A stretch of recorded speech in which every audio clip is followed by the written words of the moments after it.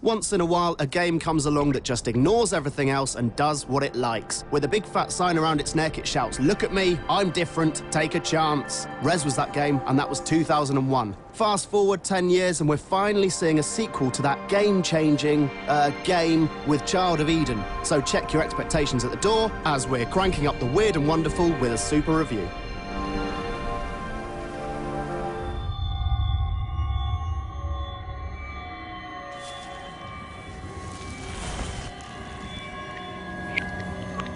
Child of Eden is a shoot-'em-up like none other. Wrapped up in the trimmings of an action rhythm game, it's best described as a kaleidoscope of colour and motion engulfed in a 90s trance soundtrack on steroids and Red Bull.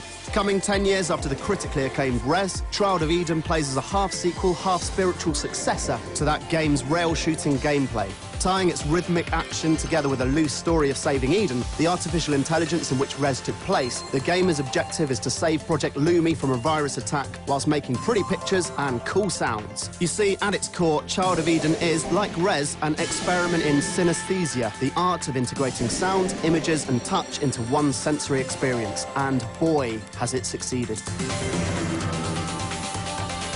Right, we're about to get all scientific now with our Child of Eden fact of the day. Child of Eden is all about synesthesia, the process by which one sense, like touch or sight, leads to an involuntary experience with another sense, like sound. Whilst Child of Eden's use of synesthesia is a close recreation, true synesthesia is an involuntary action. In fact, it's estimated that only 1 in every 23 people on the planet can experience true synesthesia. And those lucky few often use their synesthetic experiences to aid in their creative work and help the other 22 out of the 23 people understand what it is they're banging on about. Time for a tip now. Don't play Child of Eden with a boring old standard controller. You'd just be missing the point with exceptional aplomb. Just don't do it. You owe it to yourself to play this game with Kinect and play it the way it was intended. Not only is it much easier to play, but you'll start to hit those perfect scores with staggering efficiency. Yeah, you may look a bit stupid, but you'll be having too much fun to care.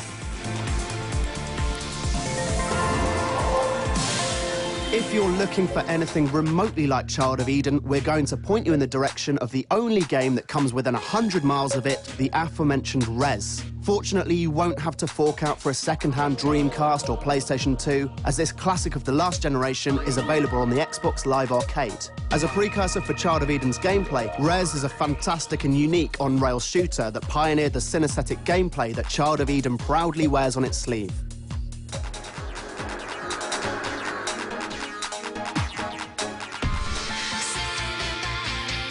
Child of Eden is not for everyone, though. Its strikingly different style and unique gameplay make for an experience that you either love or hate. If you're in the latter category, you're likely to find Child of Eden's pick-up-and-play manner and lack of helpful prompts a massive turn-off. And remember, if you're playing with a standard controller, you will not get as much fun and experience as with Kinect. Bummer.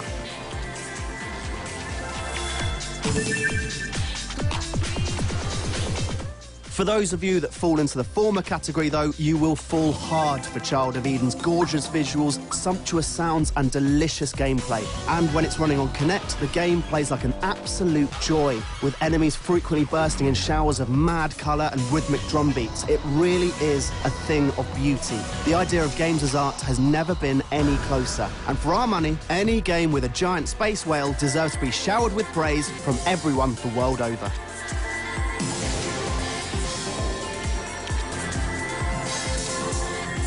And that exciting mention of a gliding space whale has sadly brought our super review to a close. But if you have eyes, ears and hands and like using them to play games, you owe it to yourself to play this beautiful, ambitious and artistic title.